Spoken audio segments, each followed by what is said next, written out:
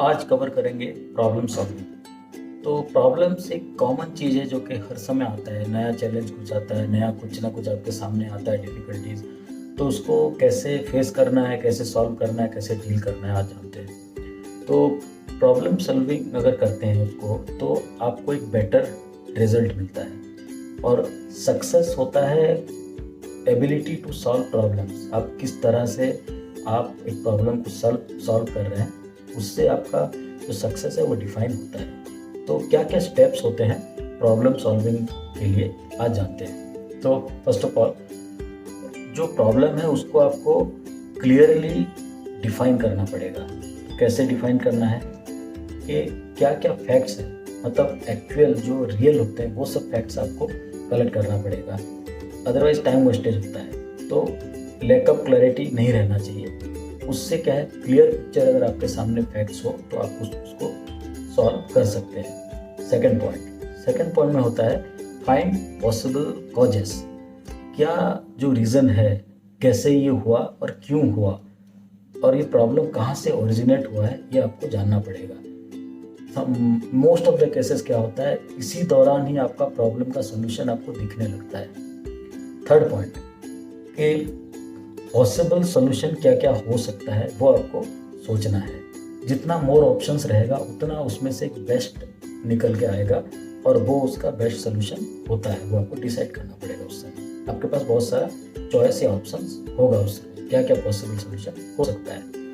Then fourth होता है make a decision. आपको उसके हिसाब से डिसीजन लेना है। Small decision is better than no decision. तो 80% प्रॉब्लम जो होता है ये मोमेंट में ही सॉल्व हो जाता है, बट बस 20% होता है जिसके लिए थोड़ा सा समय लगता है, और उसमें थोड़ा डेडिकेशन, डेलिब्रेशन या फिर एक्स्ट्रा कुछ रिसर्च वो लगता है। तो नॉर्मली वो सॉल्व हो जाता है। नेक्स्ट पॉइंट है असाइन रिस्पॉन्सिबिलिटी। किसी को भी रिस्पॉन्सिबल बनाइए ताकि वो डिसीजन कैरी आउट कर सके। जैसे कि कौन करेगा या फिर कब होगा, ये डिसीजन लेना है, और किस स्टैंडर्ड पर, किस लेवल पे ये डिसीजन लिया जाएगा। अगर आप डिसाइड कर रहे हो खुद से, अगर वो चीज़ कर रहे हो, तो आपको भी वही चीज़ करना पड़ेगा। कब करने वाले हैं, क्या करने वाले हैं, और किस लेवल पे, किस स्टैंडर्ड पे उसको अचीव करना चाह रहे हैं। नेक्स्ट पॉइंट होता है सेट अ शेड्यूल। उसको कोई भी चीज़ है जो डेडलाइन के बिना, मेजरेबल चीज़ के बिना, एस्टिमेशन के बिना नहीं हो सकता है। तो आपको वो सोल्यूशन तो रहेगा ही आपके लिए, लेकिन वो सोल्यूशन नहीं होता जब तक उसका कोई डेडलाइन नहीं होता है। अदरवाइज वो तो चलता रहेगा, आप कभी भी नहीं करेंगे। तो it should be measurable. Then होता है टास्क योरसेल्फ और someone else for taking definite action to implement. आप अपने आप को या किसी और को एक एक्शन लेने के लिए आपको एनेबल करना है, इम्प्लीमेंट करने के लिए आपको टास्क देना पड़ेगा या असाइन करना पड़ेगा।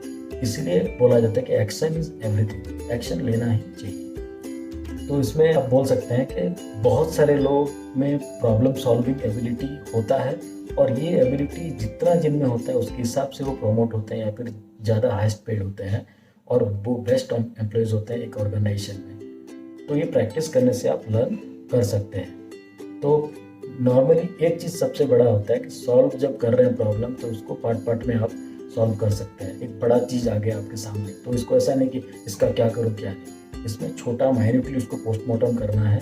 जस्ट लाइक आपके एक मोबाइल आप सेल कर रहे हैं, तो मोबाइल के बिजनेस में आपको एक फीडबैक आया कि इसका सेल खराब, मतलब कम आ गया है और चीज़ें ख़राब हैं, आपकी क्वालिटी इतना अच्छा नहीं, बोल के मार्केट से फीडबैक मिला।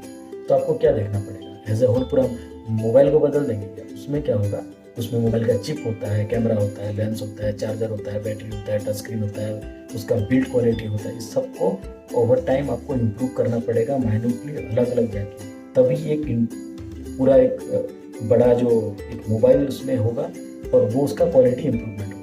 तो R&D हो, सेल्स हो, प्रोजेक्ट हो, कोई भी डिपार्टमेंट हो, या आप जिसमें भी हैं, अकाउंट्स में हो, किसी में भी हो, कुछ भी चीज़ को आपको माइन्यूटली डिवीजन में अलग अलग छोटा छोटा चीज़ करके उसको एज ए होल फिर सॉल्व करना पड़ेगा।